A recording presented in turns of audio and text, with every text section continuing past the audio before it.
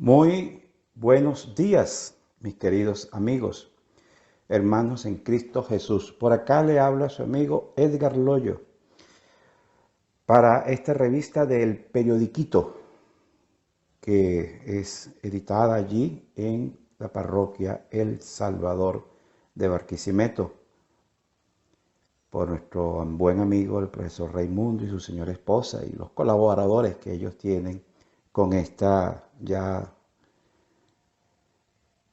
desde hace tiempo, pues esta revista pues que viene haciendo esta labor de evangelización.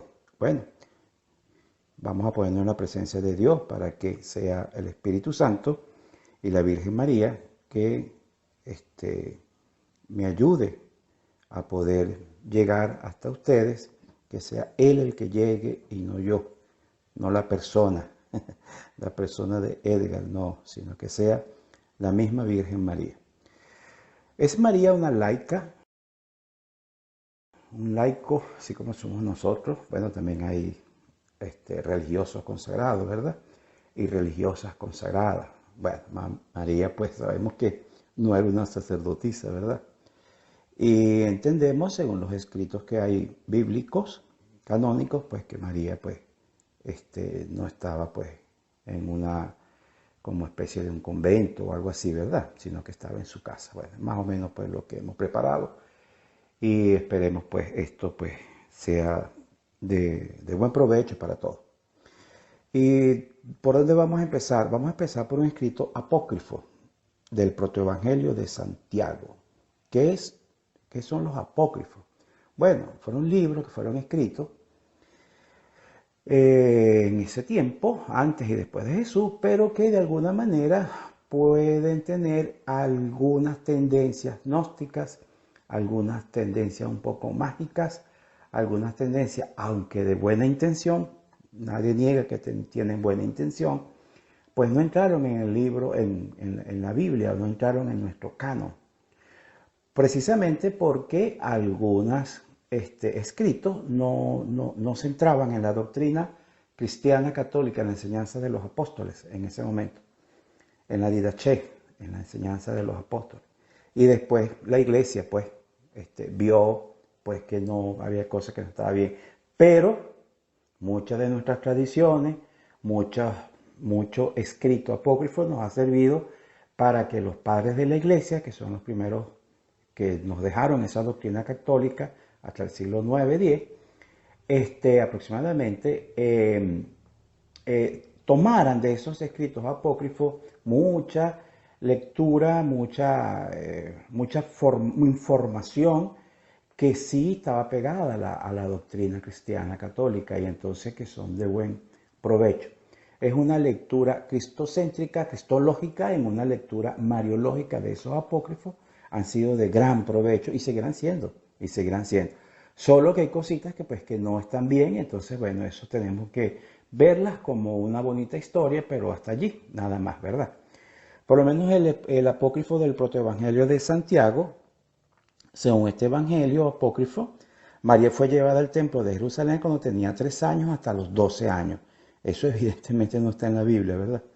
Así María pasó ni en la doctrina, ni en la tradición, ni ningún escrito del magisterio nos habla de eso, ¿verdad? Ni la Lumen Gentium número 8, ni la María del Culto, que es donde se centra la devoción nuestra mariana y mariológica a partir del Vaticano II con la Lumen Gentium y los otros escritos que así pues sucedieron después, que suceden después de esto.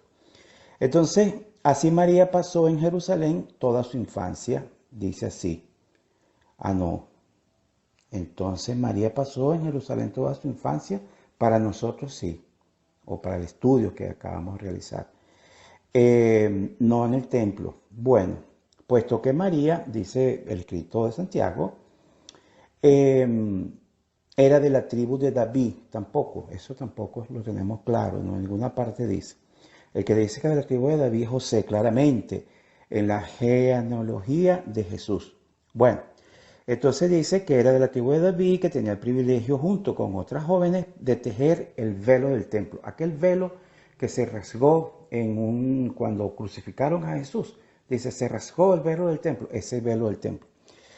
En la literatura rabínica confirma el hecho de que algunas jóvenes confeccionaban cada año 2 velos para el templo. El velo del templo se necesitaban aproximadamente unos 300 sacerdotes para instalarlo. Eso sí ya es una información, pero sacada del judaísmo, no de libros apócrifos. Bueno, ¿cómo fue el crecimiento de María en el templo? Según el libro de Protoevangelio de Santiago. ¿Qué hacía María en el templo? A estas preguntas también hay un San Máximo Confesor responde. Evidentemente que entendemos también que en ese momento, cuando eso se pensaba, no había llegado el Vaticano II, no había llegado Pablo VI, San Pablo VI, no había llegado San Juan Pablo II, en fin, ¿verdad? No había llegado ese ayornamiento que tenemos y esa visión de María antropológica, de María centrada en el misterio de Cristo y en el misterio de la Iglesia. Son dos cosas muy distintas. Pero bueno, esta es la fe que nos hemos heredado y no es que podemos desecharla, sino sacar lo mejor de ello, ¿verdad? Entonces dice, el crecimiento de María fue un crecimiento secreto. Bueno, fue secreto porque fue en Jerusalén, ¿verdad? Con su papá y su mamá. Alimentada por un ángel. Bueno, eso ya es muy mágico. Dios no trabaja así. No es la manera de Dios actuar.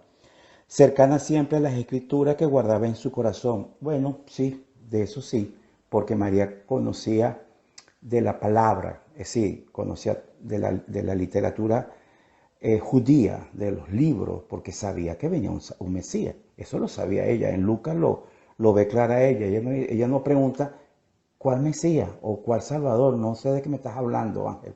No, ¿verdad? Sino dice, ¿cómo va a ser esto? Es decir, ella sabe que venía un Mesías. Todo Israel esperaba eso. Pero lo que no sabía que era ella elegida, entonces, bueno, en fin. Entonces dice, el crecimiento fue un crecimiento en lo secreto alimentada por un ángel. Cercana siempre a las escrituras en su corazón. Su alma estaba siempre llena de amor hacia los hombres y hacia Dios. Eso sí es verdad. ¿Por qué? Porque es inmaculada, porque es llena de gracia, por sus virtudes humanas y por su gran amor pues que ella tenía por todas las personas. Una persona sin pecado original, pues imagínense ustedes todo el amor que desprende. Además de eso, Dios le llenó de gracia. ¿Por qué? En virtud de lo que venía para ella, no en virtud propia per se de María, no. Es en virtud de lo que viene para ella, que es el Hijo de Dios. En el templo María lee y medita las Escrituras, dice el libro apócrifo del Protoevangelio de Santiago, que conocía de memoria. Todo allí le hablaba del Mesías, el esperado de las gentes. Eso sí ella lo sabía, pero por otra enseñanza, pues. Recordemos que en el tiempo las mujeres no entraban en la sinagoga, no pueden entrar. Entonces la enseñanza para ella estaba anulada, pero en las casas sí podían, pues de repente su papá y su mamá, Joaquín y Ana, San Joaquín y Santa Ana, que sale de un escrito apócrifo. En la Biblia tampoco dice quiénes son los papás. Ok. En el templo María se preparaba para la irrupción inminente del Shairo, del Jaire, del ángel Gabriel. No sabía.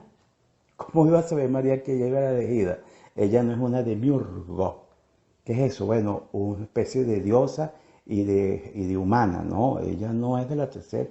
Ella no es de la Santísima Trinidad. Ella no es divina en el punto de vista de la divinidad de Dios. Ella es una persona humana. Hasta ahí, llena del Espíritu Santo, llena de gracia, llena de dones, virtudes humanas, virtudes morales, buena educación, familiar, criada en una familia, y eso la hace ser la primera en todo. Su voluntad, su inteligencia, dirigida por el Espíritu Santo, dirigida su voluntad por el Espíritu Santo, pero también dirigida por su prudencia, justicia, templanza, fortaleza, es decir, por las virtudes humanas, por su crianza.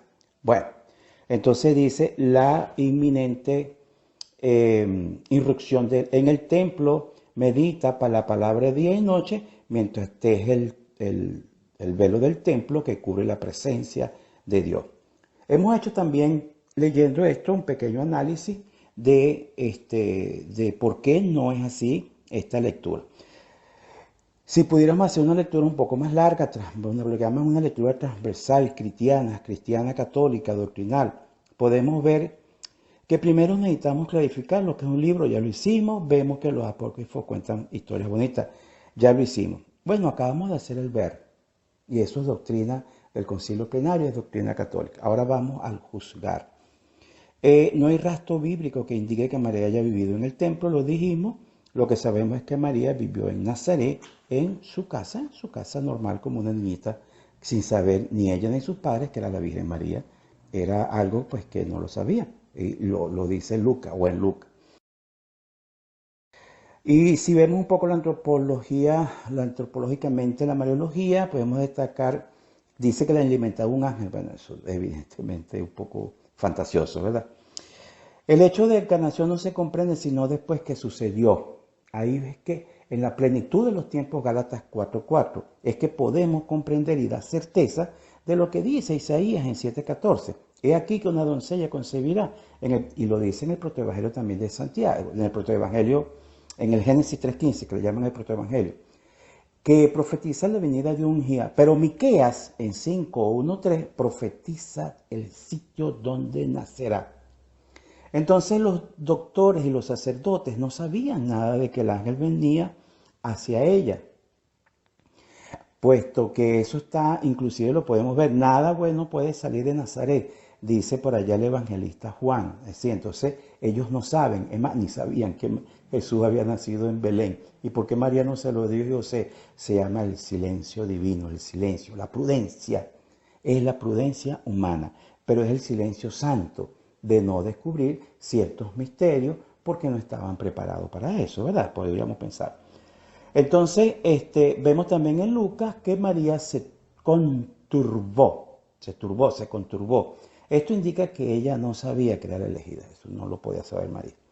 Bueno, María vivió pues en un hogar, educada con su familia, en una familia. María entonces la podemos ver desde la visión que es una laica abnegada, madre, esposa, hermana, buena hija que cuidó a su hijo en una familia, en la familia de Nazaret. Sin muchos revuelos vivió ella ya, lo dice en Mateo 13:55. ¿No es este el hijo del carpintero? ¿Cómo puede ser el ungido? Y de paso el hijo de María, el hijo del carpintero. La gente no sabía. La gente no lo sabía que Jesús era el elegido, María tampoco lo dijo, y María tampoco sabía que era la elegida hasta el momento de que en Lucas irrumpe el ángel. María entonces, hablamos un poco de María antes de la crucifixión de nuestro Señor y la resurrección de nuestro Señor Jesucristo, pero ahora también podemos hablar un poco de María pospascual. ¿Y qué hizo María pospascual? Es decir, después bueno, Juan se la llevó a su casa. No lo dice Juan 19:25, así lo dice. Juan y Jesús, Juan, el evangelista, se la llevó a su casa. Y María acompañaba a la primera comunidad. María es la primera en todo, discípula misionera, como lo dice el documento Parecida, ¿verdad? Pero María también era la maestra de oración. Nadie conocía allí el Espíritu Santo más que María. Le había engendrado al Hijo de Dios. Entonces, más nadie podía conocer más al Espíritu Santo. ¿Quién era la maestra de oración? En Hechos, cuando estaban todos esperando, como dice el libro de los Hechos, que estaban las mujeres esperando el Espíritu Santo, orando junto con los discípulos en Hechos. María, esa María laica, esa María esposa, esa María madre, que nunca abandonó a sus hijos. Y vamos a aplicar, y entonces aplicamos el ver, aplicamos un poco el juzgar y vamos a aplicar un poco el actual en base a lo que nos inspira el Evangelio, lo que nos inspira la doctrina católica. Aprendamos a María a vivir con nuestro estado laical y no asumir roles que son propios de los religiosos. Ellos tienen un llamado especial y nosotros los laicos tenemos un llamado especial. Cada quien en su campo tenemos que sembrar las semillas del reino de Dios.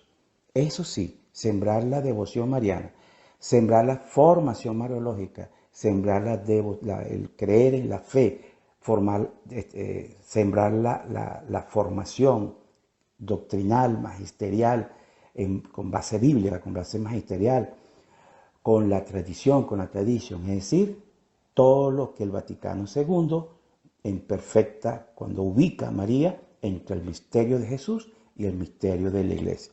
María es entonces Madre de la Iglesia. Pablo VI, Vaticano II. Y recordemos que la fiesta litúrgica después de Pentecostés, del primer lunes después de Pentecostés, es María, Madre de la Iglesia, como la instituyó el Papa Francisco, pero que antes María, Madre de la Iglesia, fue decretada también como en Pablo VI, por Pablo VI en el Vaticano II. Bueno, hasta aquí esta meditación y esta plática de María laica, de María en una familia, María laica como yo le digo. Bueno, el Señor nos bendiga y María nos acompañe siempre.